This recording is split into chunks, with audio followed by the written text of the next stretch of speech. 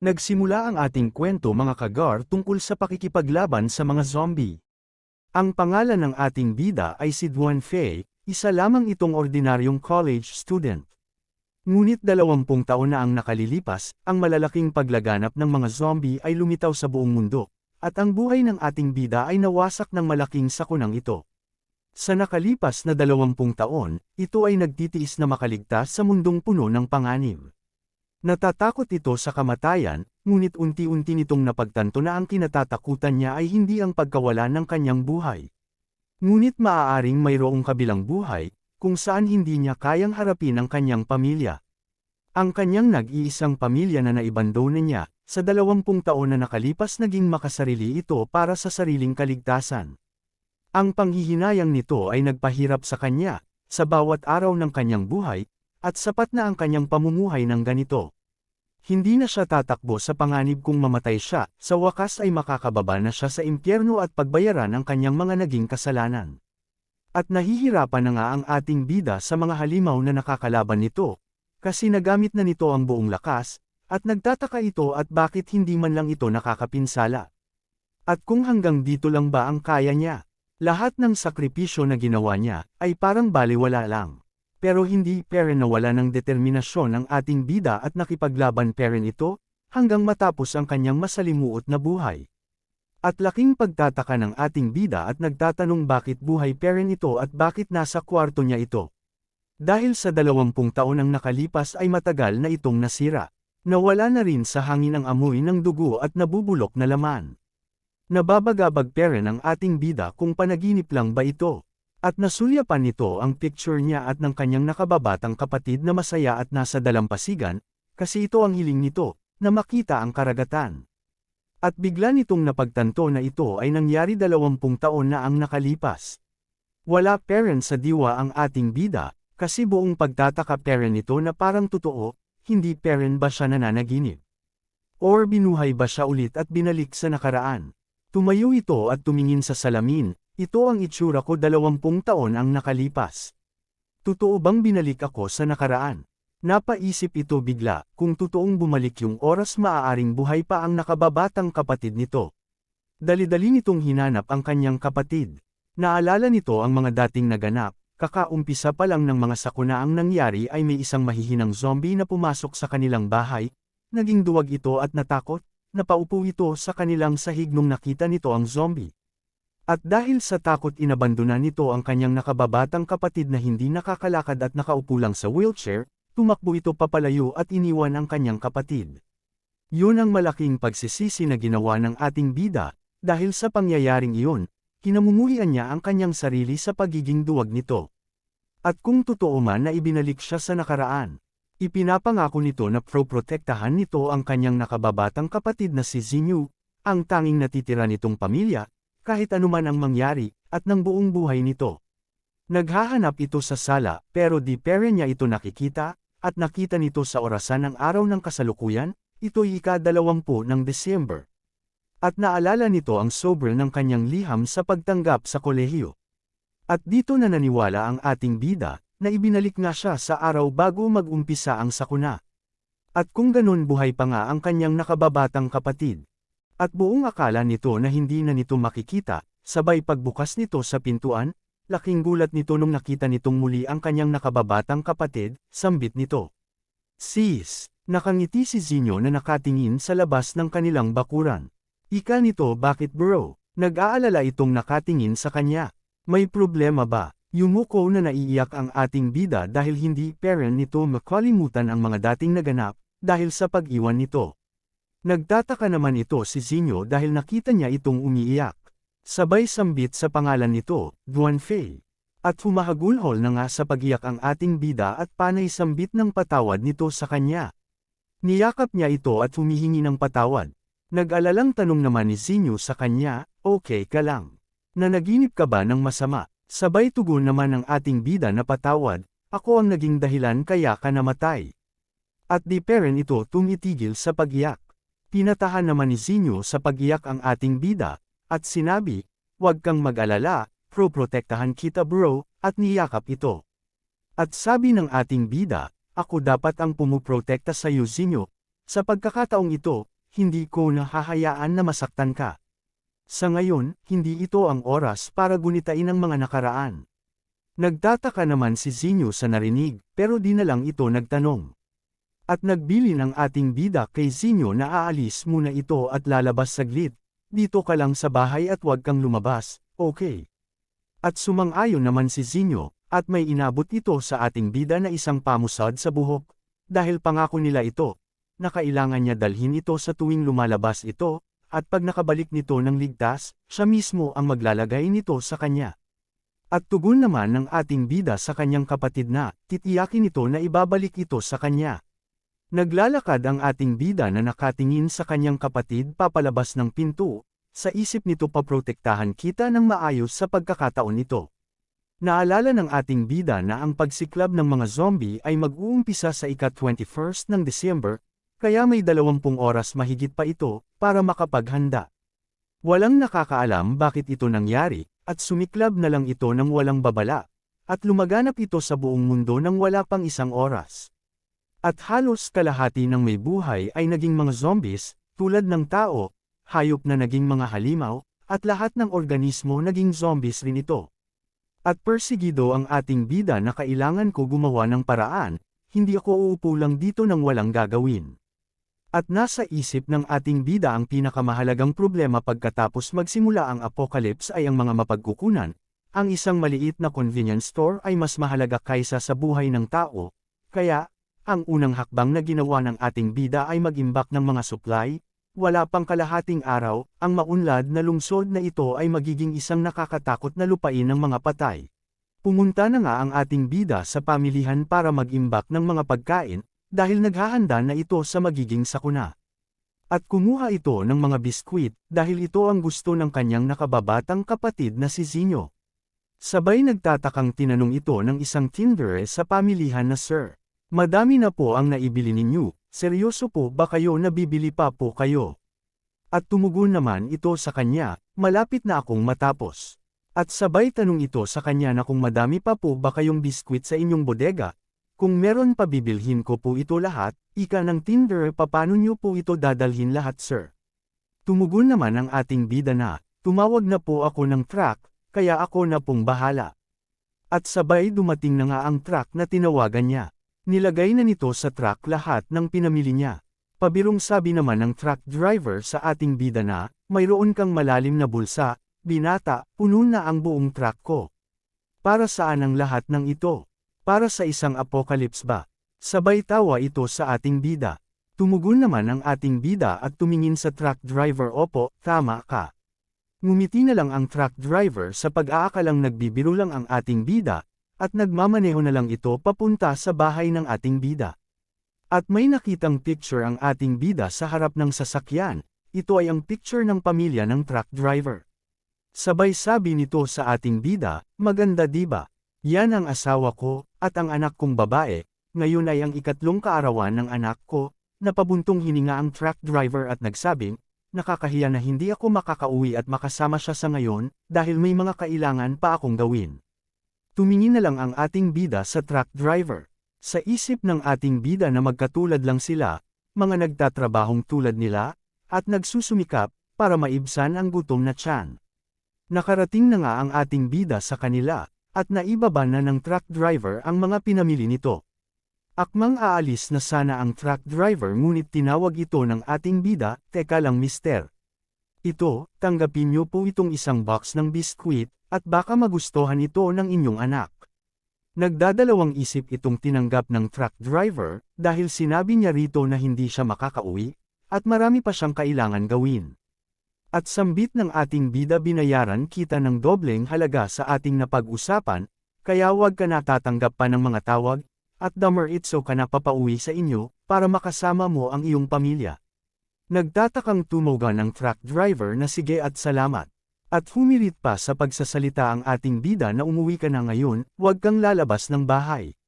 Protektahan mo ang sarili mo, lalo na ang pamilya mo." At umalis na nga ang truck driver. Pero nawiwirdohan ito sa mga sinabi ng ating bida, dahil wala pa rin itong kamuwang-muwang na may delubyo na magaganap sa kanilang mundo. Tumunog ang cellphone nito, pero di niya ito pinuna at sinunod niya nga ang sinabi ng ating bida. Sumapit na nga ang ika-8 ng gabi at natapos na ang ating bida sa paggawa ng pang-emergency na sandata, naghahanda na ito dahil alam nitong parating na ang sakuna. Naihanda na rin ito ang papel na mapa na higit na makakatulong sa kanya, dahil alam nito pag tumama na ang catastrophe ay mawawala na ang internet, kaya di na mapapakinabangan ang mga telepono. Nagulat ang ating bida dahil nasa likod na pala nito ang kanyang kapatid, at nagtataka itong tinatawag ang ating bida, brother. Ano ang ginagawa mo? Pagkabukas ni Zinyu sa ilaw, nakita niya ito na may dala-dalang sandata. At kaya hiningan niya ito ng paliwanag, napuna din ito bakit sobrang kalat ng kwarto. Dinakainik ang ating bida, dahil hindi nito alam kung paano niya ipapaliwanag. At biglang hirit na sabi ni Zinyu at may natanggap akong abiso na ginamit mo lahat ng pera na ating iniipon, ano ba ang binabalak mong gawin? Galit na sabi nito sa ating bida. At magpapaliwanag na nga ang ating bida, sinabi niya rito na kumalma ka lang Zinyu, at makinig ka, alam ko di mo ako papaniwalaan pag sinabi ko sa'yo na malapit nang dumating ang sakuna. Tugon naman ni Zinyu sa ating bida, na, ano? Anong sakuna? Sabay nagtataka itong nakatingin sa kanya, nilapitan niya ang ating bida at hinawakan ang noo nito, sinusuri niya kung may lagnat ba ito. At ika ni Zinyu wala ka naman yatang lagnat, kasi hindi ka naman mainit, o baka nababaliw ka na talaga. Namumula na nakayuko ang ating bida, dahil tama nga ang hinala niya, na hindi siya papaniwalaan nito. At sambit na hirit ni Zinyu sa kanya bakit ka namumula? Dahil ba sa may lagnat ka?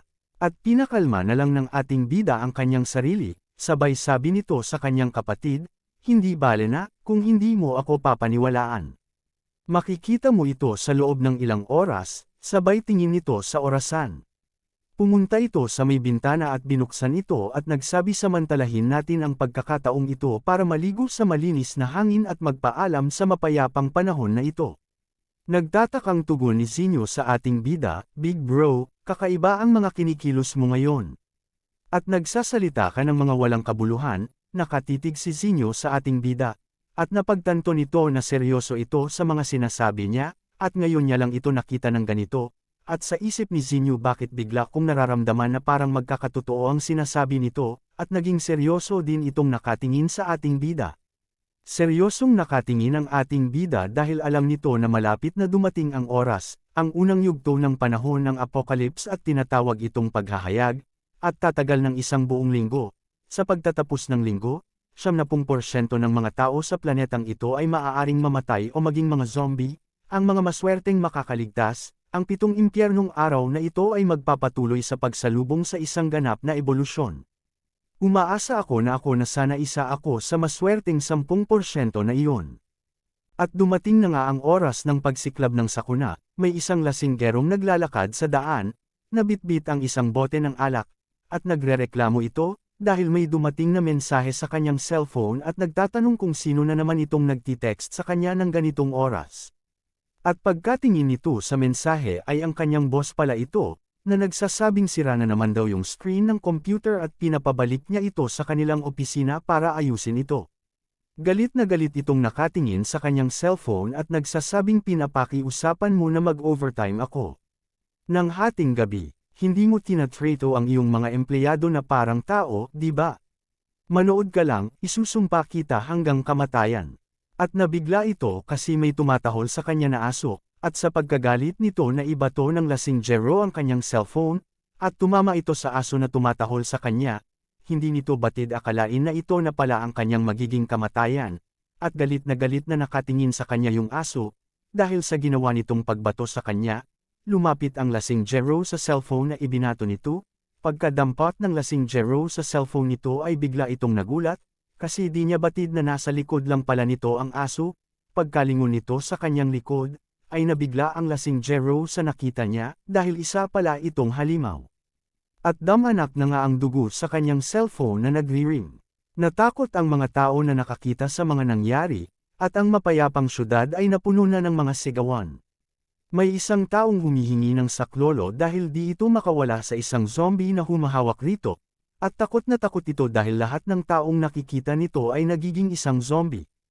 Ang ating bida at kanyang nakababatang kapatid ay naging saksi sa lahat ng pangyayari, nakatingin ang dalawa mula sa kanilang bintana. Ang nakababatang kapatid ng ating bida ay gulat itong napatanong sa kanyang nasaksihan, ika nito. Bro, bakit sila nagkakagatan? At bakit kinakain nila ang bawat isa? Paliwanag naman ng ating bida, dahil naging zombies na ang mga ito. Nagsisimula na nga ang paghahayag ng apocalypse. Nagulat ang dalawa sa narinig nila na may sumisigaw ng saklolo, at binabanggit ang kanilang pangalan, at nagmumula ito sa kanilang pinto. At nakilala agad ito ng kanyang nakababatang kapatid, at sinabi nito na big bro yan ay si Auntie Huang. At naalala ng ating bida ang dating nangyari, dahil ganitong-ganito yung naganap sa dati niyang buhay. Dahil binuksan ng nakababata niyang kapatid ang pinto at nakapasok si Uncle Huang na naging isang zombie. At sa kadahilan ng iyon ito ang naging mitya ng kanyang pagiging duwag at pagtakbo at pag-iwan nito. Kaya napagtanto ng ating bida na bumalik nga ang pangyayaring ito. Nanlaki ang mata ng ating bida, dahil nakita nito na akmang papalapit na si Zinyu sa pinto para pagbuksan ito.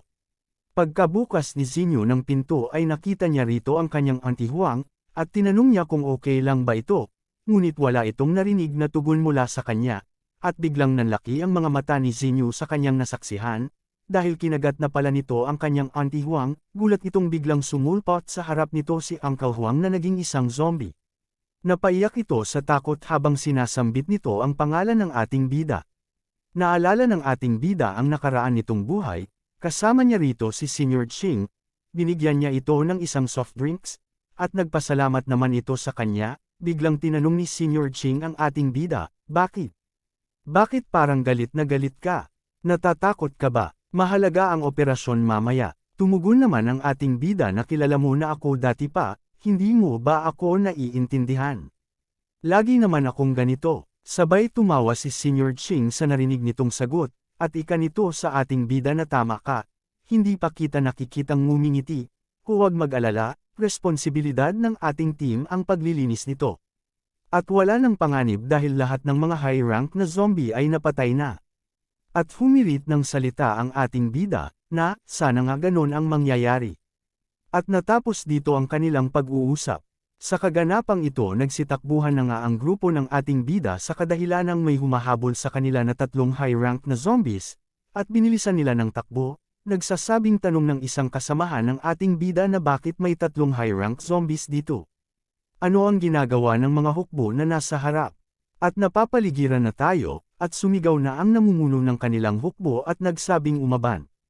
Hindi tayo pwedeng mabaigo sa operasyon nato, dahil ito importante, panatilihin nyo ang inyong mga formation.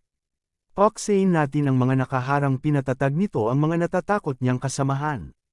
Ngunit di nila ito kayang pigilan kasi mga high rank na zombies ang kanilang nakakalaban, at unti-unti na itong natatalo. At nagpakawala ang halimaw na nasa kanilang harapan ng malakas na hampas, ngunit sinangga ito ng ating bida gamit ang kanyang sandata, at napagtagumpayan niya ang atake nito. Napalingon ito sa likod niya kasi wala nang tumutulong rito. Nakita nito si Senior Ching at nagtatanong kung bakit nakatayo ka lang dyan, pumarito ka at tumulong. Tumingin lang ito sa kanya at may sinabi, pero hindi ito naintindihan ng ating bida. Tinanong niya ulit ito, kung ano ang kanyang sinabi, at nakita niya itong umalis, at tumakbo papalayo. Napaisip ang ating bida na katulad din ito sa ginawa niyang pag-iwan sa kanyang nakababatang kapatid. Galit na galit ang ating bida sa kanyang sarili, at sa ginawa ni Senior Ching. At nanginginig ito sa galit. At napagtanto ng ating bida, na ganito pala ang nararamdaman ng aking nakababatang kapatid, na walang kalaban-laban, nung iniwan ko siya at pinabayaan, habang nakatingin sa akin na tumatakbo at tumatakas papalayo. At nagwakas na nga ang buhay ng ating bida sa kadahilanan, nilabanan niya ang mga high-rank zombie ng mag-isa.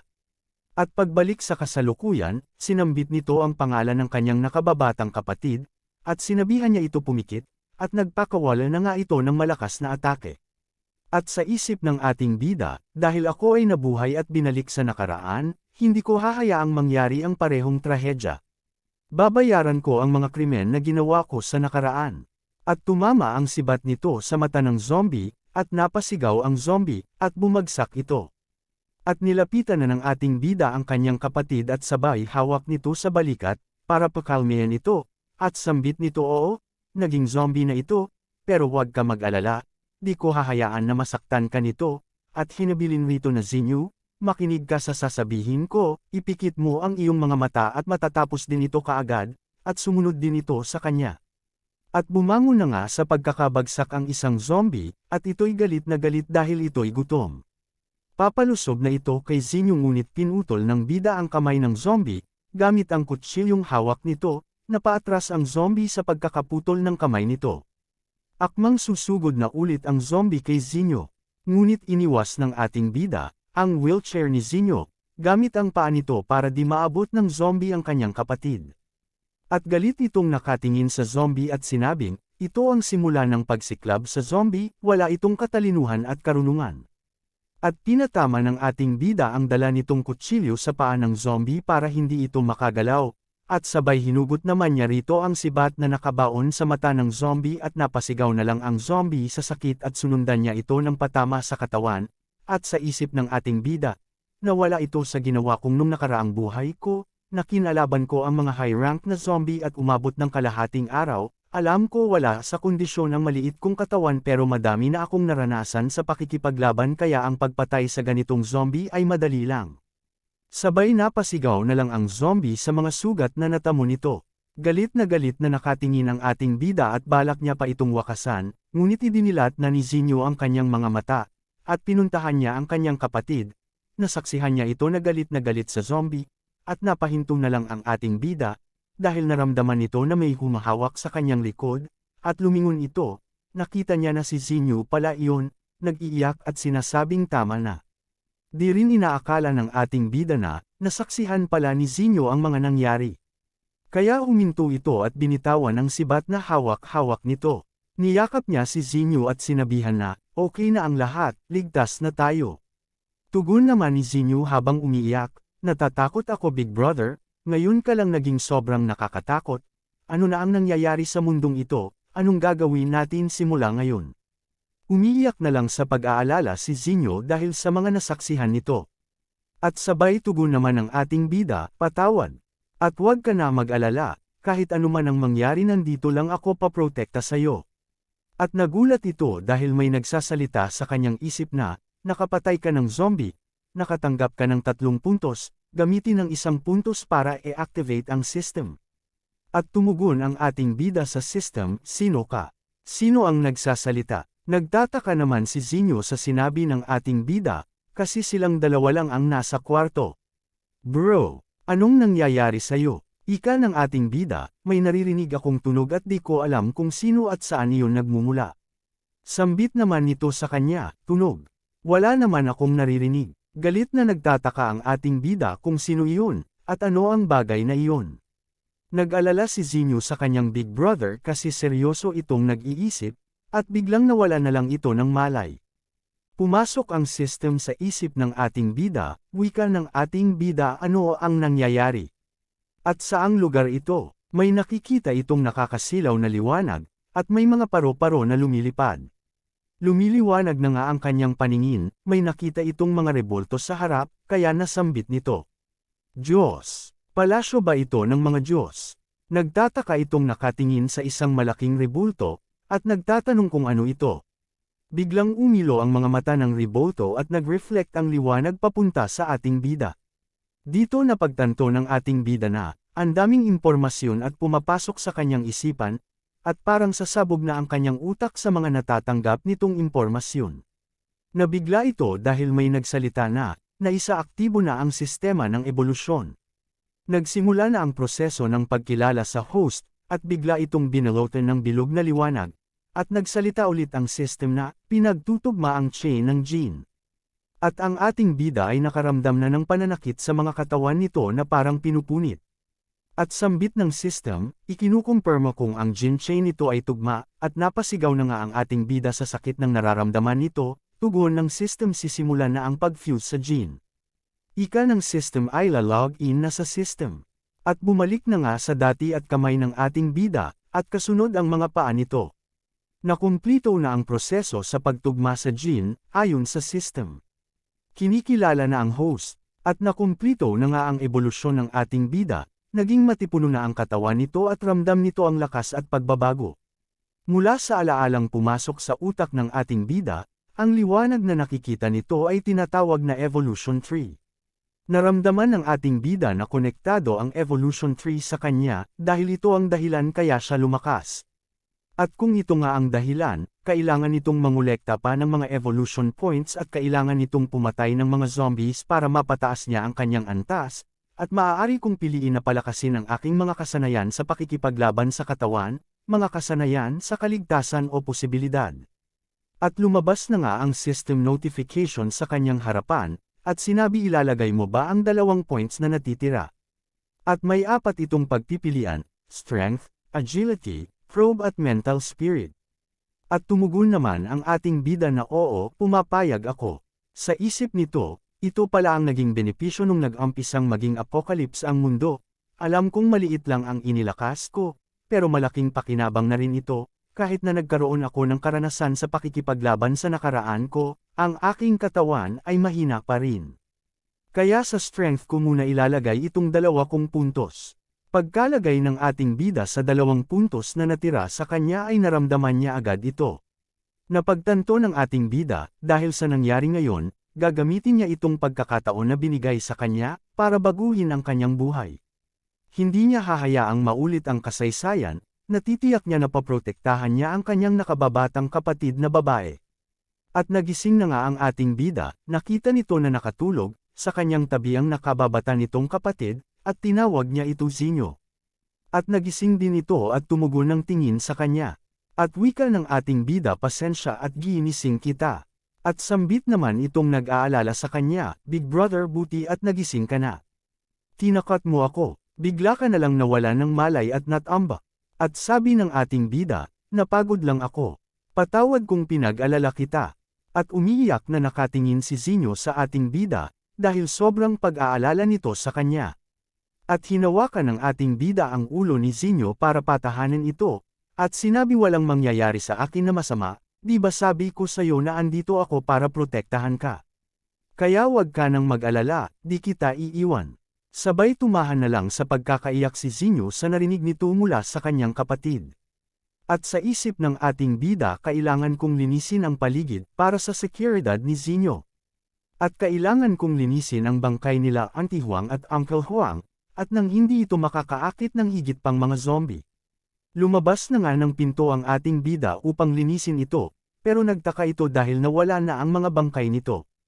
Napatingin ito sa mga bakas ng dugo, at parang may humila sa mga bangkay nito pababa ng hagdan. Paki-like ang subscribe ako mga kagar, nang ganahan ako sa paggawa ng mga video. Maraming salamat.